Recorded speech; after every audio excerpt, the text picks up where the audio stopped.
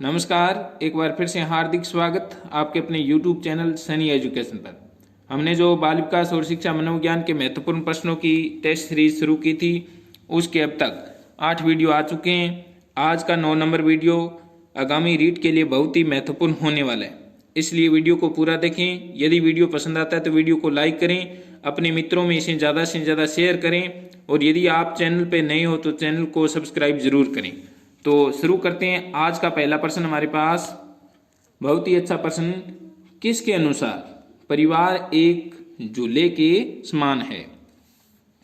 तो किसने कहा था कि परिवार एक झूले के समान होता है? ऑप्शन हमारे पास पहला गोल्डस्टीन ने, वाटसन ने, मैकाइवर ने या सिगमंड फ्राइड ने। तो इनमें से जो एक नंबर ऑप्शन है गोल्डस्टीन, इन्होंने क्या कहा था कि परिवार एक झूले के समान होता है।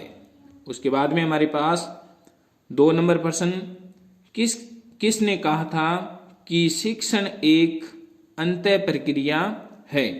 तो किसने कहा था कि शिक्षण एक आंतरिक या अंतः प्रक्रिया है? ऑप्शन हमारे पास फ्लेंडर ने, 2 नंबर ऑप्शन गैरीसन ने, 3 नंबर अल्फ्रेड विने ने और 4 नंबर सोमरफेल्ड ने। तो इनमें से जो 1 नंबर ऑप्शन है हमारे पास फ्लेंडर, इन्होंने कहा था कि शिक्षण एक अंतः प्रक्रिया होती है। उसके बाद 3 नंबर हमारे पास प्रश्न है, बहुत ही अच्छा प्रश्न, समाजीकरण एवं व्यक्तिकरण एक ही प्रक्रिया के पहलू हैं, यह कथन है। तो यह कथन किसका है कि समाजीकरण और व्यक्तिकरण दोनों एक ही प्रक्रिया के पहलू हैं? कथन है, ऑप्शन है हमारे पास मैकाइवर का, वाटसन का, मास्लो का या जीन पियाजे का। तो इनमें से किसने कहा था? 1 नंबर ऑप्शन मैकाइवर। उसके बाद में हमारे पास 4 नंबर प्रश्न, बहुत ही अच्छा प्रश्न, विद्यालय समाज का लघु रूप है, यह कथन है। तो यह किसका कथन है? 1 नंबर ऑप्शन हमारे पास जॉन डीवी का, वाटसन का, मास्लो का या जीन पियाजे का। इनमें से किसने कहा था? जॉन डीवी ने कहा था कि विद्यालय समाज का लघु रूप होता है। उसके बाद में 5 नंबर हमारे पास बहुत ही अच्छा प्रश्न, बालक के समाजीकरण की सबसे महत्वपूर्ण संस्था है। तो बालक का समाजीकरण कहाँ से शुरू होता है? ऑप्शन है हमारे पास परिवार, विद्यालय, आस पड़ोस, खेल का मैदान। तो बालक के समाजीकरण की सबसे महत्वपूर्ण संस्था कौन सी होती है? परिवार होती है। यहीं से बालक का समाजीकरण का विकास शुरू होता है। उसके बाद में 6 नंबर प्रश्न, बालक के समाजीकरण के लिए प्राथमिक व्यक्ति कहा गया है। तो बालक का समाजीकरण जो होता है उसमें सबसे बड़ा हाथ किसका होता है? ऑप्शन है हमारे पास माता को, पिता को, शिक्षक को या खेल को। तो बालक का जो समाजीकरण का विकास कराने में सबसे महत्वपूर्ण हाथ होता है वो किसका होता है? माता का होता है। उसके बाद में 7 नंबर हमारे पास, समाजीकरण एक प्रकार का सीखना है। बहुत ही अच्छा प्रश्न कि जो समाजीकरण होता है वो एक प्रकार का सीखना है, जो सीखने वाले को सामाजिक कार्य करने के योग्य बनाता है, यह कथन है। ऑप्शन हमारे पास जॉनसन का, 2 नंबर गैरीसन का, 3 नंबर अल्फ्रेड विने का, 4 नंबर सोमरफेल्ड का। तो 1 नंबर ऑप्शन जो है जॉनसन, इन्होंने कहा था कि समाजीकरण एक प्रकार का सीखना है और सीखने वाले को सामाजिक कार्य करने की योग्य बनाता है। उसके बाद में 8 नंबर हमारे पास प्रश्न है, किसके अनुसार समाजीकरण कार्य करने की शक्ति है? तो बहुत ही अच्छा प्रश्न कि किसके अनुसार समाजीकरण कार्य करने की एक शक्ति होती है। ऑप्शन है हमारे पास रोस, जॉनसन, गिरी एम नन। तो इनमें से किसने कहा था? रोस ने कहा था कि समाजीकरण कार्य करने की एक शक्ति है। उसके बाद में हमारे पास 9 नंबर प्रश्न है कि किसके अनुसार किसके अनुसार विकास परिपक्वता एवं कार्य सुधार की प्रक्रिया है? तो किसने कहा था कि विकास परिपक्वता एवं कार्य सुधार की प्रक्रिया है? तो ऑप्शन है हमारे पास रोमर, सोरेंस, मन या जोन्स। तो इनमें से किसने कहा था? जोन्स ने कहा था कि विकास परिपक्वता एवं कार्य सुधार की प्रक्रिया है। उसके बाद में हमारे पास 10 नंबर प्रश्न, संवेग पुनर्जागरण की प्रक्रिया है। संवेग जो होते हैं वो पुनर्जागरण की प्रक्रिया है, यह कथन किसका है? तो ऑप्शन हमारे पास क्रो एंड क्रो का, गैरीसन का, अल्फ्रेड विने का या सोमरफील्ड का। तो इनमें से किसने कहा था? पहला ऑप्शन हमारे पास क्रो एंड क्रो, इन्होंने कहा था कि संवेग पुनर्जागरण की प्रक्रिया होती है। उसके बाद में 11 नंबर प्रश्न है हमारे पास, संवेग शरीर की जटिल दशा है। बहुत ही अच्छा प्रश्न। जो संवेग होते हैं वो शरीर के लिए या शरीर की जटिल दशा होती है, यह कथन किसका है? ऑप्शन हमारे पास जेम्स ड्रेवर का, वाटसन का, मैकडोनाल्ड का या वीएफ स्किनर का। तो किसने कहा था? जेम्स ड्रेवर ने कहा था कि संवेग एक प्रकार की जटिल दशा होती है शरीर के लिए। उसके बाद में 12 नंबर प्रश्न है हमारे पास, चिंतन संज्ञानात्मक पक्ष में एक मानसिक प्रक्रिया है, यह कथन दिया गया है। तो बहुत ही अच्छा प्रश्न है कि जो चिंतन होता है वो संज्ञानात्मक पक्ष में एक मानसिक प्रक्रिया है, यह कथन किसने दिया था? ऑप्शन है हमारे पास डीवी द्वारा, गिलफर्ड द्वारा, क्रूज द्वारा या रोस द्वारा। तो यह कथन किसका दिया गया है? रोस के द्वारा दिया गया है। उसके बाद में 13 नंबर प्रश्न है हमारे पास, निम्नलिखित में से कौन सा भूलने का कारण नहीं है? बहुत ही अच्छा प्रश्न। ऑप्शन है हमारे पास मानसिक द्वंद्व, पुनरावृत्ति का अभाव, सीखने की मात्रा, शिक्षक की योग्यता। तो इसमें 4 नंबर जो ऑप्शन है शिक्षक की योग्यता, इसके द्वारा भूलने पर कोई प्रभाव नहीं पड़ता है, तो ये भूलने का कारण नहीं है। उसके बाद में 14 नंबर हमारे पास प्रश्न है, स्पीयरमैन 1904 के अनुसार तर्क करने की क्षमता और समस्या समाधान करने की क्षमता कहलाती है। तो इनमें से ऑप्शन है हमारे पास एस कारक, जी कारक या विशिष्ट बुद्धि या सांस्कृतिक बुद्धि। तो स्पीयरमैन के अनुसार जो जी कारक होता है वो क्या होता है? तर्क करने और समस्या समाधान करने की क्षमता कहलाती है। तो स्पीयरमैन जो थे उन्होंने बुद्धि का एक तत्व सिद्धांत, जिसको राजकीय सिद्धांत भी कहा जाता है, और द्वितत्व सिद्धांत दिया था। द्वितत्व के अनुसार 2 तत्व होते हैं, एस कारक और जी कारक। 15 नंबर हमारे पास प्रश्न है, किस मनोवैज्ञानिक ने शिक्षण की सामग्री के रूप में निर्थक शब्दों का प्रयोग किया? बहुत ही अच्छा प्रश्न है कि किस मनोवैज्ञानिक ने सीखने की सामग्री के लिए निर्थक शब्दों का प्रयोग किया? ऑप्शन हमारे पास विलियम जेम्स ने, स्किनर ने, एबिंगहॉस ने या बार्टलेट ने। तो इनमें से निर्थक शब्दों का प्रयोग किसने किया था? 3 नंबर ऑप्शन एबिंगहॉस ने किया था। उसके बाद में 16 नंबर हमारे पास प्रश्न है, पढ़ाते समय सामान्य कक्षा में अध्यापक का सर्वाधिक ध्यान किस मनोवैज्ञानिक तथ्य पर होना चाहिए? तो बहुत ही अच्छा प्रश्न है कि जो अध्यापक कक्षा में पढ़ाता है तो उसका ध्यान मनोवैज्ञानिक रूप से किस पे सबसे अधिक होना चाहिए? ऑप्शन है हमारे पास शिक्षण तकनीक पर, शारीरिक क्षमता पर, व्यक्तिगत विभिन्नता पर या पारिवारिक स्थिति पर। तो 3 नंबर ऑप्शन है हमारे पास व्यक्तिगत विभिन्नता, इस पर सबसे अधिक मनोवैज्ञानिक ध्यान होना चाहिए, यानी शिक्षक का इस पे सबसे अधिक ध्यान होना चाहिए। 17 नंबर हमारे पास प्रश्न है, सीखी हुई बात को स्मरण करने या पुण्य स्मरण करने की असफलता कहलाती है? तो बहुत ही अच्छा प्रश्न है। किसी की हुई बात को स्मरण रखने या पुण्य स्मरण करने की असफलता कहलाती है। ऑप्शन हमारे पास पुण्य स्मरण, विस्मृति, संवेदना या स्मृति। तो यह 2 नंबर ऑप्शन है जो विस्मृति वह सही हो जाएगा। उसके बाद में हमारे पास 18 नंबर प्रश्न है, सीखने की प्रक्रिया में सीखने का स्थानांतरण हो सकता है? तो बहुत ही अच्छा प्रश्न है कि सीखने की प्रक्रिया में स्थानांतरण कितने प्रकार से हो सकता है। सकारात्मक, जिसको धनात्मक भी कहा जाता है, उसके बाद नकारात्मक, शून्य या ये सभी। तो ये सभी इन सभी के प्रकार से अधिगम हो सकता है।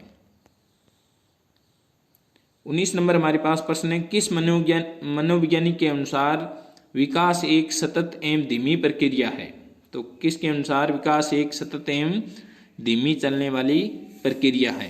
तो हमारे पास ऑप्शन है कोल्सनिक के अनुसार, पियाजे के अनुसार, स्किनर के अनुसार, हारलॉक के अनुसार। जो 3 नंबर ऑप्शन है स्किनर, इन्होंने कहा था कि विकास एक सतत और धीमी चलने वाली प्रक्रिया है। 20 नंबर हमारे पास प्रश्न बहुत ही अच्छा, वर्णमाला की पहचान रिक्तिस्थान वर्ष की आयु में शुरू हो जाता है। तो वर्णमाला की पहचान किस वर्ष तक शुरू हो जाता है? ऑप्शन हमारे पास 6 वर्ष तक, 5 वर्ष तक, या 4 वर्ष तक, या 3 वर्ष से। तो 20 नंबर में आ जाएगा कि 4 वर्ष के जो बालक होते हैं वो वर्णमाला की पहचान करना शुरू कर देते हैं। उसके बाद में हमारे पास 21 नंबर प्रश्न, किसके अनुसार समस्त शिक्षण का अर्थ सीखने में वृद्धि करना है? तो बहुत ही अच्छा प्रश्न कि समस्त शिक्षण का जो अर्थ है वो सीखने में वृद्धि करना है। ऑप्शन है हमारे पास पहला जेम्स एम थाइन, पियाजे, स्किनर या हारलॉक।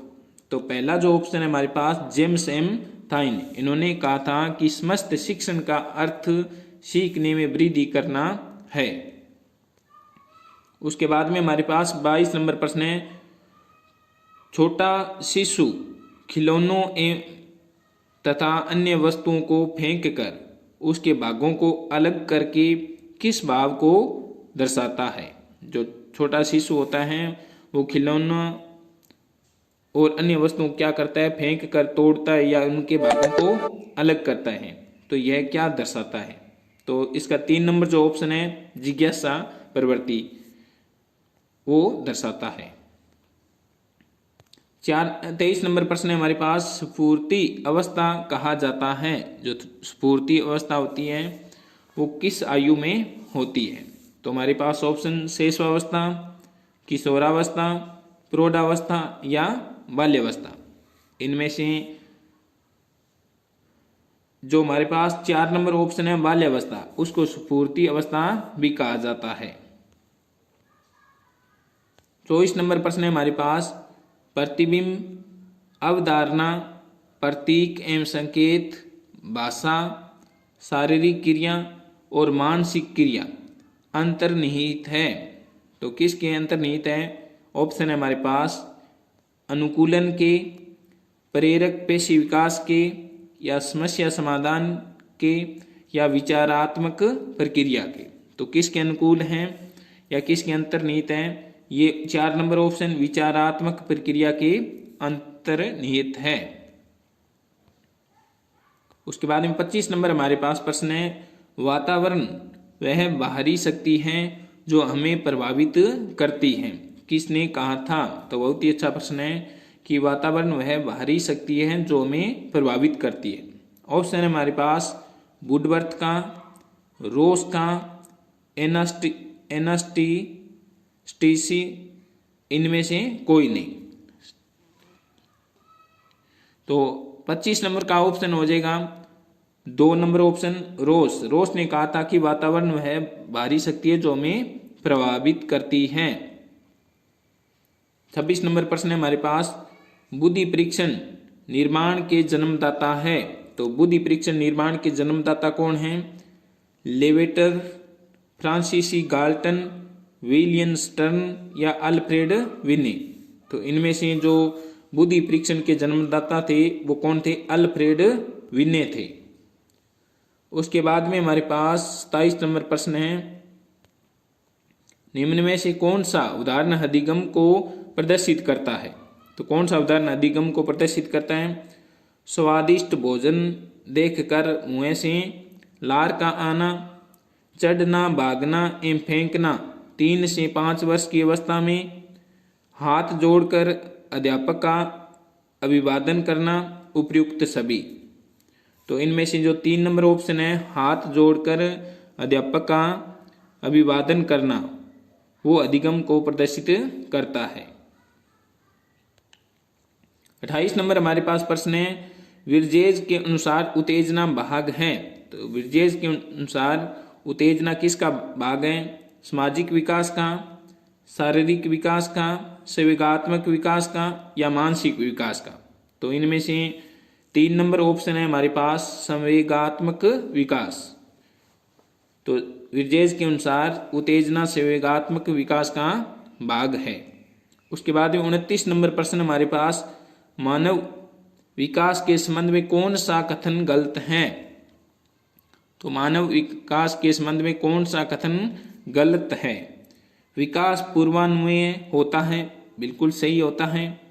विकास सामान्य से विशिष्ट होता है, बिल्कुल सही है। विकास रेखीय होता है, विकास निरंतर होने वाली प्रक्रिया है। तो विकास एक सरल रेखा में नहीं होता है या रेखीय नहीं होता है। उसके बाद में हमारे पास 30 नंबर प्रश्न है, तर्क, जिज्ञासा तथा निरीक्षण शक्ति का विकास होता है किस आयु में? तर्क करने, जिज्ञासा, निरीक्षण शक्ति का विकास होता है। तो हमारे पास ऑप्शन 7 वर्ष की आयु तक, 11 वर्ष की आयु तक, 9 वर्ष की आयु तक या 6 वर्ष की आयु तक। तो 11 वर्ष की आयु तक तर्क, जिज्ञासा और निरीक्षण शक्ति का विकास होता है। उसके बाद में 31 नंबर हमारे पास प्रश्न है, शारीरिक विकास का क्षेत्र है। ऑप्शन है हमारे पास स्नायुमंडल, मांसपेशियों में वृद्धि, एंडोक्राइन ग्लैंड्स, उपयुक्त सभी। तो इनमें से ये शारीरिक विकास के सभी प्रकार सही है। उसके बाद में 32 नंबर हमारे पास प्रश्न है, इस अवस्था में बालकों में नई खोज करने की और घूमने की प्रवृत्ति बहुत अधिक बढ़ जाती है। तो बहुत ही अच्छा प्रश्न है। ऑप्शन है हमारे पास शैशवावस्था, उत्तर बाल्यावस्था, किशोरावस्था या प्रौढ़ावस्था। इनमें से जो 2 नंबर ऑप्शन है उत्तर बाल्यावस्था, उस अवस्था में बालक में नई खोज करने और घूमने की प्रवृत्ति बढ़ जाती है, इसलिए बाल्यावस्था को रचनात्मक कार्यों की शैली भी कहा जाता है। उसके बाद में 33 नंबर हमारे पास प्रश्न है, निम्न में से कौन सा वंशानुक्रम का निकाय नहीं है? बहुत ही अच्छा प्रश्न है कि निम्न में से कौन सा वंशानुक्रम का निकाय नहीं है। ऑप्शन है हमारे पास समानता, भिन्नता, प्रत्यागमन या अभिप्रेरणा।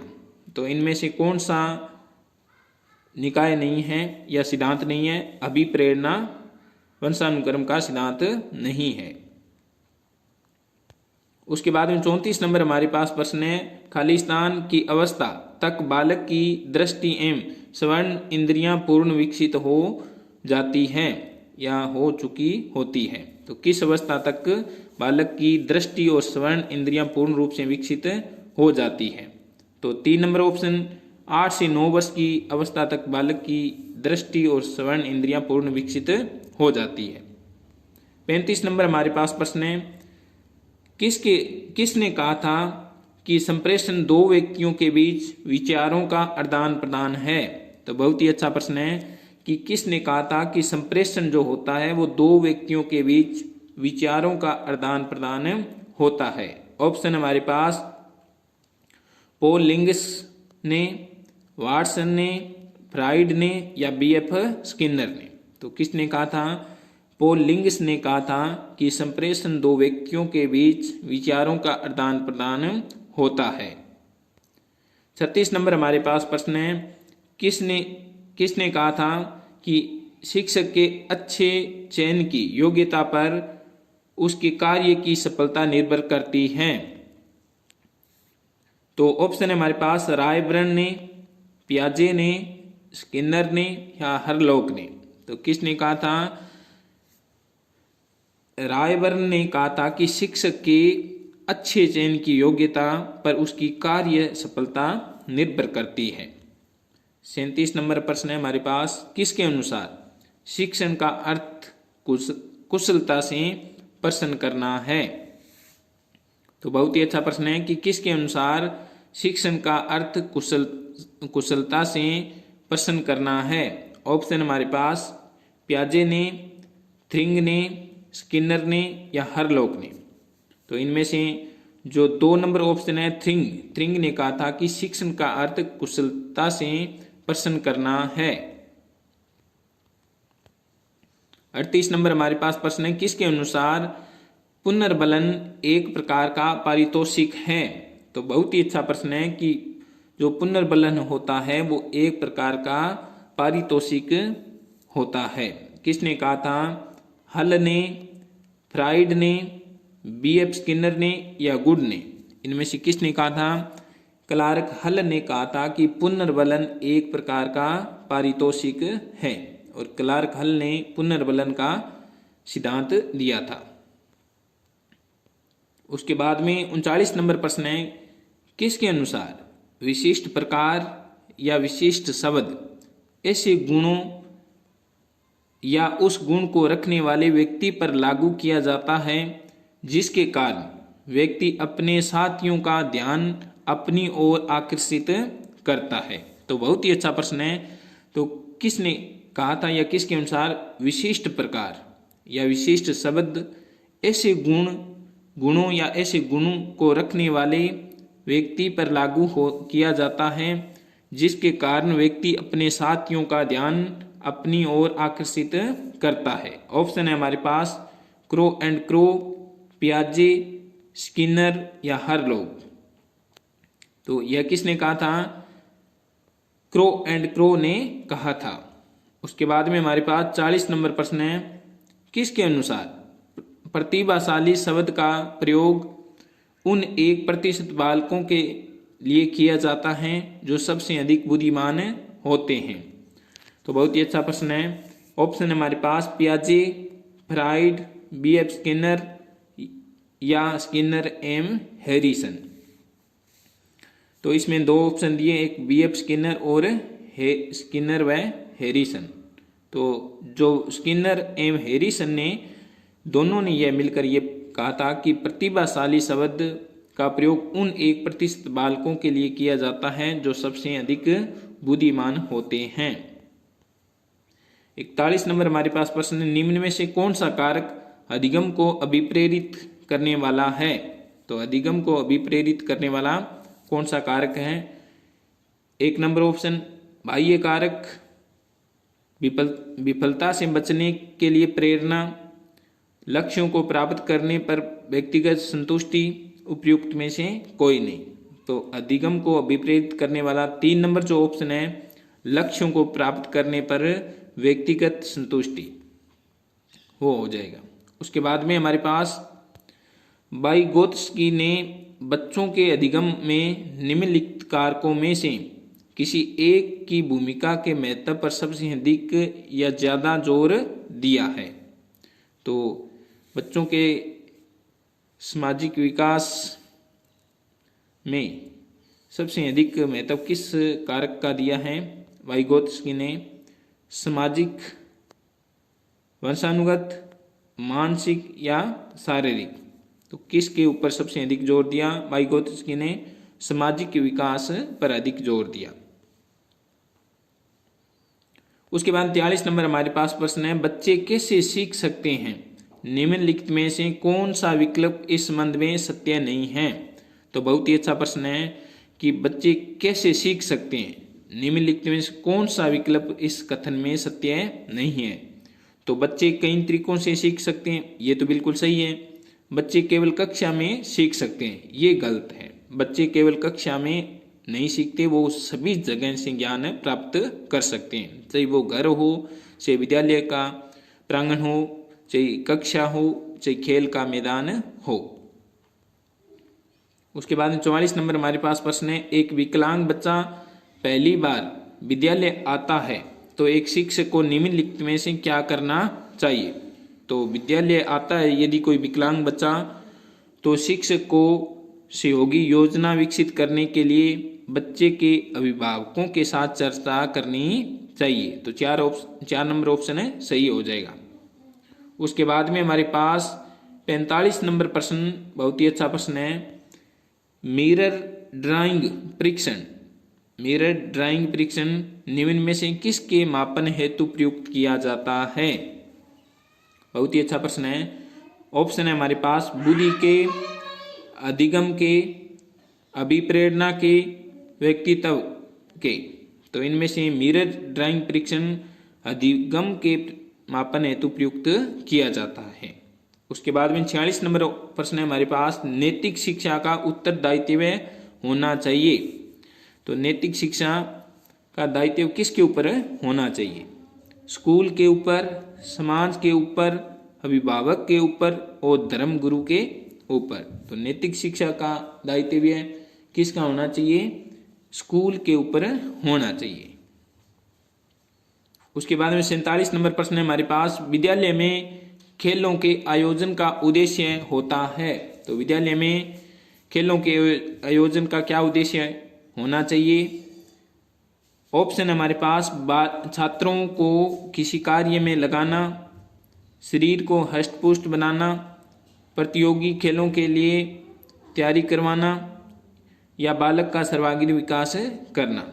तो विद्यालय में खेलों का जो आयोजन होता है उसका मुख्य उद्देश्य होना चाहिए बालक का सर्वांगीण विकास, सामाजिक, मानसिक और शारीरिक विकास करना। 48 नंबर प्रश्न है, निम्न में से विद्यालय के सभी कार्यक्रमों में भाग लेना चाहिए क्योंकि इससे। तो बहुत ही अच्छा प्रश्न है कि विद्यालय के जो सभी कार्यक्रम होते हैं उनमें भाग लेना चाहिए बालक को। तो क्यों लेना चाहिए, सीखने का अवसर मिलता है, व्यक्तित्व का विकास होता है, आत्मविकास के विकास में, आत्मविश्वास के विकास में सहायता मिलती है, या ये सभी। तो विद्यालय के सभी कार्यक्रमों में भाग लेना चाहिए, इससे सीखने का अवसर मिलेगा, व्यक्तित्व का विकास होगा और अपने आत्मविश्वास में वृद्धि होगी। तो ये सभी सही हो जाएगा। 49 नंबर प्रश्न है हमारे पास, बाल्यावस्था में बच्चा सबसे अधिक रुचि किस में रखता है। तो बाल्यावस्था में बच्चा सबसे अधिक रुचि किस में रखता है, लेख में, कहानी में, या निबंध में, या नाटक में। तो बाल्यावस्था में बच्चा सबसे अधिक कहानी को अधिक पसंद करता है। तो 2 नंबर ऑप्शन सही हो जाएगा। उसके बाद में आज की वीडियो का लास्ट प्रश्न, ज्ञानात्मक विकास के साथ निम्न में से किसका नाम जुड़ा हुआ है। तो ज्ञानात्मक विकास के संबंध में किसका नाम जुड़ा हुआ है।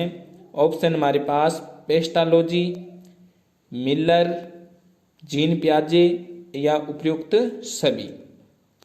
तो ज्ञानात्मक विकास के साथ जीन पियाजे का नाम जुड़ा हुआ है। तो ये था आज का महत्वपूर्ण वीडियो कैसा लगा कमेंट बॉक्स में ज़रूर बताएं। अपने साथियों को भी ज़्यादा से ज़्यादा इसे शेयर करें और यदि आप चैनल पे नए हो तो चैनल को सब्सक्राइब करने का ज़रूर कष्ट करें और इसकी PDF प्राप्त करने के लिए हमारे टेलीग्राम चैनल को ज्वाइन करें। धन्यवाद।